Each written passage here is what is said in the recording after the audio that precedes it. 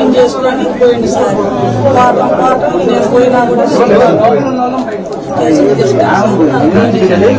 5వ తారీఖు మన పిల్లగారు సాయంత్రం పోయి 1,00,000 రూపాయలు తీసుకొని వాళ్ళకి ఇచ్చాము సార్. వాళ్ళకి ఇచ్చిన తర్వాత 6కి పోనీలు 7కి పోనీలు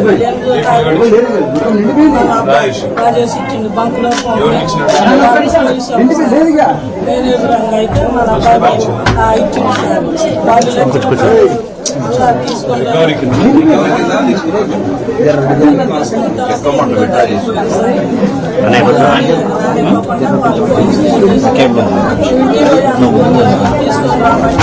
వాళ్ళు తీసుకొని ఇంటికొచ్చి అనుభవం చేసుకొని తీసుకొని పోయి మొత్తం కట్టమంది కానీ ఆయన పక్కన పోయిన తర్వాత ఇంకొక ఆయన ఏం చేసిందంటే అమ్మ పోయి చూసుకుంటాం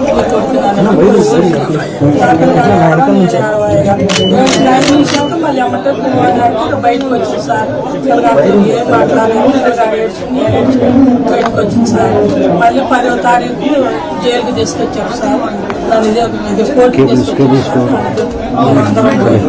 ఆ రోజు పిల్లగాడు నడవలేకపోతుంది సార్. ఒక అడుగు వేసి అడుగు తీయలేకపోతాడు. ఎటు పోయినా కూడా ఇద్దరు పట్టుకొని పోతారు. ఎటు తీసుకుపోయినా ఇద్దరు పట్టుకొని పోతారు. అయితే లోపల తీసుకొస్తారు, బయటకు తీసుకొస్తారు. లోపల దింగి పక్కనే మేము పోయినా కూడా మమ్మల్ని ఎంటర్ కానీ అసలు మీరు దూరంగా ఉండండి అని మమ్మల్ని అల్లకి పోయినా కూడా పిల్లగాడి దగ్గరికి అయితే మమ్మల్ని పోయలేదు సార్. అయితే ఇంజక్షన్ ఎస్ఐ వాళ్ళే ఇంజక్షన్ చెప్తే ఈ అబ్బాయి అని ప్రేమన్నాయని పోయి తీసుకొచ్చి కుర్చీ ఎత్తికేసారు సార్.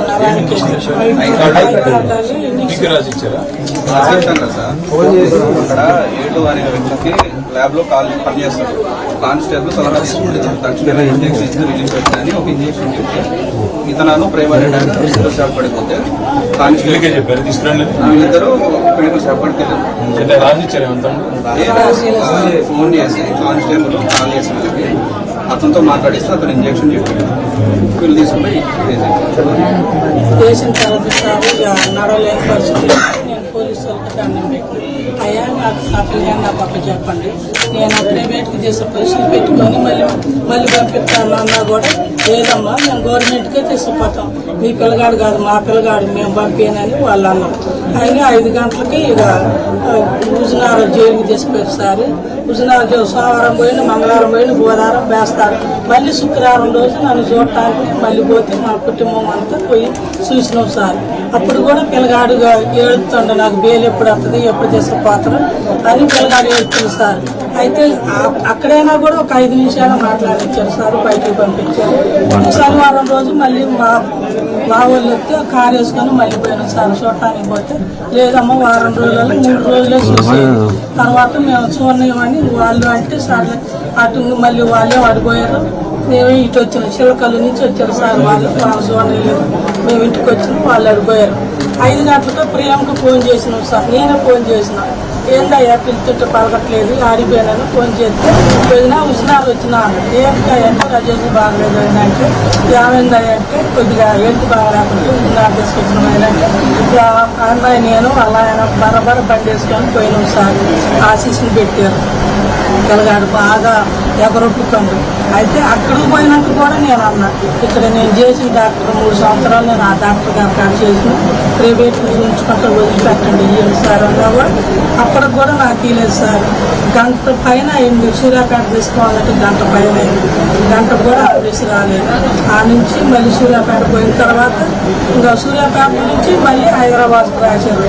అలా మరి ఆఫీస్లో ఏదో పెట్టారు సార్. హైదరాబాద్ తీసుకుపోవాలంటే ఇక ఆమె రమ్మంటే ఆమె నాకు వాసన పట్టలేదు అన్నది. నేను పిల్లగాడు 2 పోలీసులు సార్ ఇలా అంబులెన్స్లో పోయాను. అయితే సూర్యాపేట నుంచి మరి హైదరాబాద్ పోయాను సార్.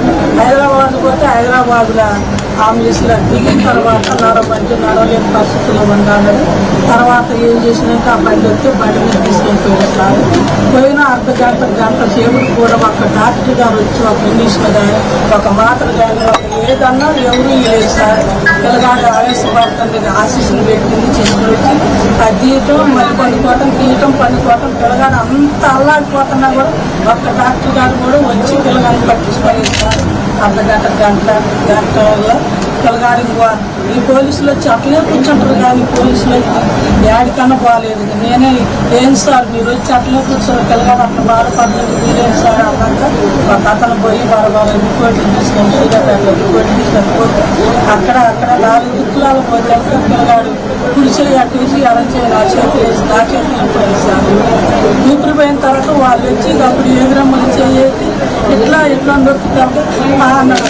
అయితే నా కొడుకు బతికిందిలే అనుకున్నా నేను సార్ అప్పుడు గ్లూకోజ్ పెట్టి సార్ తర్వాత మళ్ళీ ఆశీస్సులు అయ్యేందుకు పెట్టడానికి సార్ లేదు బాడీ అని మళ్ళీ బాడీ తీసింది సార్.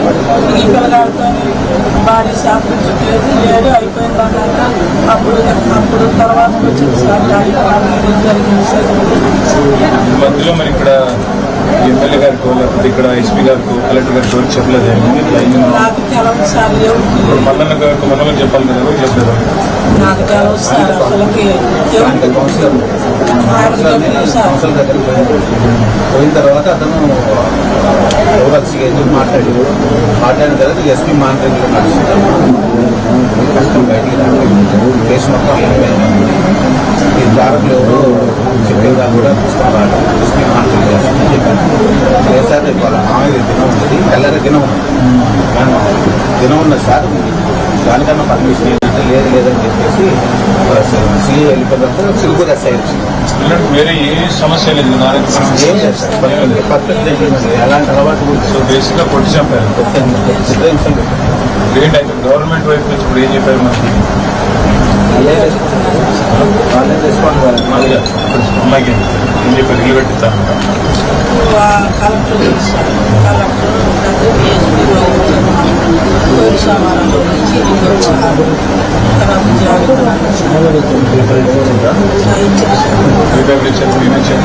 అదే అట్రాసిటీ కేసు అయిందన్నా. ఎక్కడ ఉంది పేపర్ ఎక్కడ కేసు ఫైల్ అయిందన్నా. అట్రాసిటీ కేసు పరిధిలోకి వచ్చినాయి మనకి ఇచ్చిన పెన్షన్ 5,000 పెన్షన్ 4,12,500 వచ్చినాయి. ఈ రోజు 5,000 పెన్షన్ అన్న. ఒక ఇందిరమ్మ కాలేజ్ తరఫున ఒక 5 లక్షలు శాంక్షన్ చేశారు. ఈ రోజు ఎందుకు ఇచ్చారు అవి ఓట్లు మనకి ప్రభుత్వం నుంచి వచ్చినాయి కావాలి. Atrocity case A1 SI A2 Pratap circle inspector others police వాళ్ళు అంటే బాగా తీసుకోవాలి. ఓన్లీ మనకి అట్రాసిటీ కేసు ఏం ఉద్యోగం అని చెప్పారు మీకు బుక్ అన్న కుక్కను సోషల్ వెల్ఫేర్లో వంట మాస్టర్ అన్న కలెక్టర్ గారు ఎవరికి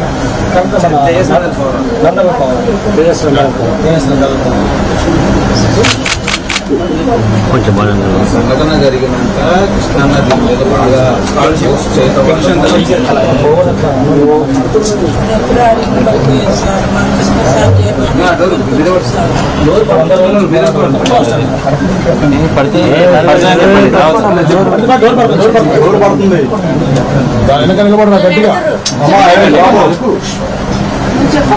చెప్పు నెట్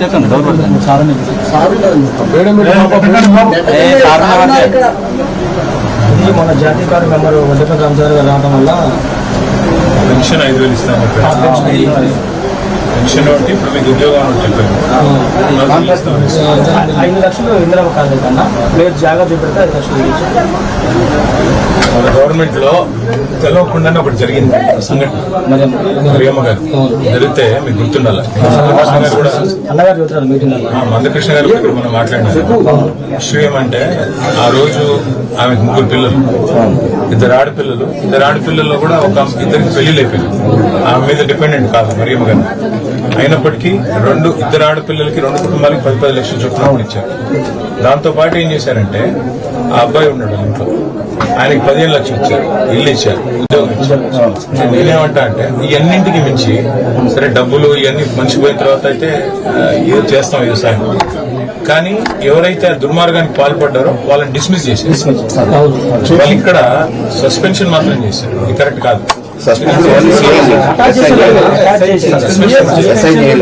A2 సస్పెండ్ చేశారు, అటాచ్ చేశారు. ఒకటే కాదు, మీ డిఎస్పీ గారికి ప్రమోషన్ ఇచ్చి అన్నగారికి చెప్పారు, అదేం పద్ధతి అసలు? ప్రమోషన్ ఇచ్చాడు. మనం ఏం డిమాండ్ చేయాలంటే ఆ అమ్మకి సాయం చేయాలా, తప్పకుండా పూర్తి స్థాయిలో మరియమ్మ కేసులు ఎట్లా చేసినారు ఇక్కడ ఎట్లా చేయాలి నెంబర్ 1. రెండవది ఖచ్చితంగా వాళ్ళ ముగ్గురిని డిస్మిస్ చేయాలి. దాంతో పాటు డిఎస్పీతో సార్ డిఎస్పీ సిఐఎస్సీ ముగ్గురిని డిస్మిస్ చేయాలి. ఆ డిమాండ్ పెట్టాలి. ప్లస్ ఇంకొకటి ఏమంటే వాళ్ళు ఇందిరమ్మ కాలనీ ఏదో అంటారు, ఇది ఇల్లు జాగా ఎంత ఇది రిప్లేస్ ఉందా మీకు? ఎంత 200 గజాలు కట్టిస్తా అన్నారా? ఎంత ఇస్తా అన్నారు?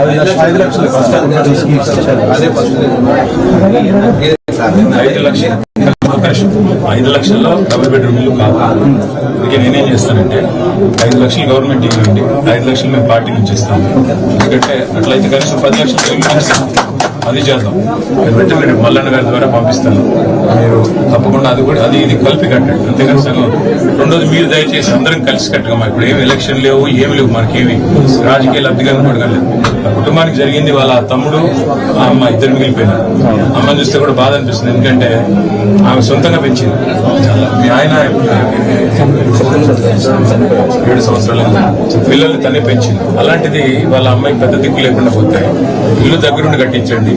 రెండోది ఆ ఉద్యోగం మీద ఇచ్చారు, సరే సంతోషం. పెన్షన్ మంచి సంతోషం, ఏదో ఒకటి అయింది. పెన్షన్ మనం ఏం డిమాండ్ చేయాలంటే ఇంకోటి, ఆ తమ్ముడు 16 ఏళ్ళు, ఇప్పుడు ఇంకో 2-3 ఏళ్ళు అయితే ఆయనకి ఇస్తే బాగుంటుంది. చెప్పారా? ఇది ఒక్కటి తప్పకుండా ఎందుకు ఇవ్వరాదు? కేసీఆర్ గారు ఇచ్చినప్పుడు ఈయనెందుకు ఇవ్వలేడు?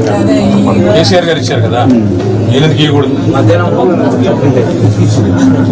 మనోడికి వేరే చదివించి కాదు, ఆయన ఏమైనా డిగ్రీ చదువుకుంటే ఓపెన్ డిగ్రీ అదో ఏదో చేస్తే డిగ్రీకి తగ్గ జాబ్ ఇవ్వచ్చు. అప్పుడు అమ్మను కూడా చూసుకుంటాడు. లేదంటే దానికి ఏమైనా ఇబ్బంది ఉంటే కూడా అట్లాంటి ఉద్యోగం కూడా ఇవ్వచ్చు. దానికి ఏమైనా వైద్యపరంగా అవసరం ఉంటే కూడా అట్లాంటి ఉద్యోగం కూడా అడ్జస్ట్ చేయొచ్చు వాళ్ళు కావాలి. అదొకటి ఇదొకటి అసెంబ్లీలో కూడా అడుగుతాము. మా పార్టీ నుంచి ఒక 5 లక్షలు నేను చేస్తాను, ఇల్లు కట్టియండి. దాంతో పాటు డిస్మిస్ చేసేదాకా అది మాత్రం మీరెవరు శాంతించొద్దు. మల్లన్నతో కూడా రిక్వెస్ట్, ఎట్టి పరిస్థితుల్లో వాళ్ళ అధికారులు డిస్మిస్ అయ్యేదాకా. ఎందుకంటే అది అన్యాయం. తీసుకెళ్లి చంపారు పిల్లగాన్ని. కేసు పెట్టొచ్చు, జైల్లో పెట్టొచ్చు, తప్పలేదు. కొట్టి చంపేది ఏంటి? రీపోస్ట్ మార్టం అన్నా, రేపే రీపోస్ట్ మార్టం వస్తాడు చెప్పారు. రీపోస్ట్ మార్టం చెప్పారు. అనుకోకుండా ఇవాళ మేము ఏమంటారు, అది రిజల్ట్ ఏమొస్తుందో చూద్దాం లేదు. కానీ మీరు కొద్దిగా అందరూ జగదీష్ రెడ్డి గారితో కూడా రిక్వెస్ట్, ఇది కేసు అయ్యేదాకా కొద్దిగా మీరు పర్సనల్ కేర్ తీసుకోండి. కొద్దిగా ఎంబడబడి కొద్దిగా సీరియస్ గా కంక్లూజన్ వచ్చేదాకా వదిలిపెట్టకుండా ఎంబడబడుతున్నాయి అందరూ. ఎంపీ గారు కూడా వచ్చారు, రాజ్యసభ ఎంపీ గారు కూడా వచ్చారు, గాయత్రి గారు. ఏమంటారు? స్థానిక ఎమ్మెల్యే గారు వచ్చారు ఇక్కడికి. విషయం మొత్తం వెళ్ళాము. వాళ్ళ గురించి ఎందుకు వాళ్ళ గురించి రాజకీయం మనకి ఇప్పుడు రాస్తాం. అదే రాజకీయం చేయడానికి నేను రాలేదు.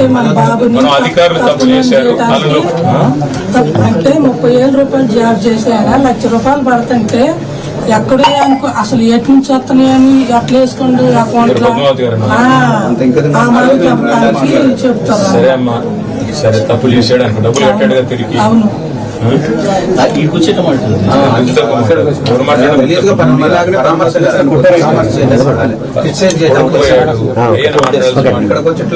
పర్టికులర్ గా ఇంటికి రాలేదన్న, పక్కన వాళ్ళ కార్యకర్త ఉంటే అక్కడ వాళ్ళ విజ్ఞత బదులేద్దాం. ఎందుకంటే 8 lakhs ఇచ్చి ఈ కేసు క్లోజ్ చేయాలని సూర్యాపేట డిఎస్పీ పంపించి మాట్లాడించిన తర్వాత మేము కామెంట్ చేసినాక నెక్స్ట్ డే మమ్మల్ని అక్కడ పిలిచారు. మాట్లాడినప్పుడు ఉన్నోళ్ళని కాకుండా కాంగ్రెస్ ఫేవర్ ఉన్నోళ్ళని పిలిపించుకున్నది. నేను అక్కడికి పోయిన తర్వాత నేనేమన్నానంటే కేసే నడుస్తుంది, అమౌంట్ ఇస్తానంటేనే లేదంటే మాత్రం కాంప్రమైజ్ కావాలని చెప్పేసి మేము బయటకు వచ్చేసి డబ్బులు కాదని డిస్మిస్ కావాలి. మన గవర్నమెంట్ లో డిస్మిస్ చేసాం, వీళ్ళని కూడా చేయాలి. దానికి నా మీద రూమర్ క్రియేట్ చేసి కర్లా సుందరబాబు మా బాబాయ్, నేను ఫ్యామిలీ తరఫున నేను పోరాటం చేస్తుండే మల్లయ్య యాదవ్ గారు ఆయన ఉసుగొల్పుతుంటూ మొత్తం చేసింది అని నాకు అన్నకు అంట దక్కి సోషల్ మీడియాలో బ్యాడ్ కావాలనేది చాలా చేశారు. మీ మందకృష్ణ గారు కూడా అభినందన చెప్పండి. వాస్తవం ఆయన కూడా చెప్పండి. మా తరఫున కూడా అభినందన చెప్పండి. మీరు చెప్తున్నారు సార్ మీ గురించి అదే సంతోషం. ఆడుకుపోయాను సార్. అందుకే మీరు ధైర్యం ఉండండి, ధైర్యం ఉండండి. మల్లన్న వస్తాడు, జగదీష్ అన్న ఉంటాడు, అవసరమైతే ప్రవీణ్ అన్న కూడా ఫోన్ నెంబర్ ఇస్తాను మీకు. మీకు ఎవరికి మీకు ఏ ఇబ్బంది ఉన్నా ఫోన్ కొట్టండి, మీకు అండగా పడతాం. ఈ తమ్ముడు పెద్దోడు అయ్యేదాకా మంచిగా మళ్ళీ మీకు అండగా పడేదాకా మేము అందరం కూడా అప్పుడప్పుడు చెక్ చేస్తాం. ధైర్యం ఉంటుంది. ఈసారి తొందర ర్యాలీ ప్లాన్ ఏమనుకోవాలి. ఏం కాదు సార్. నా చిన్న నా తరపున కుటుంబానికి మీ స్ఫూర్తితో చిన్న సహాయం చేయాలని మీ చేతుల మీద చేయాలని ఎంత చేసి 50,000.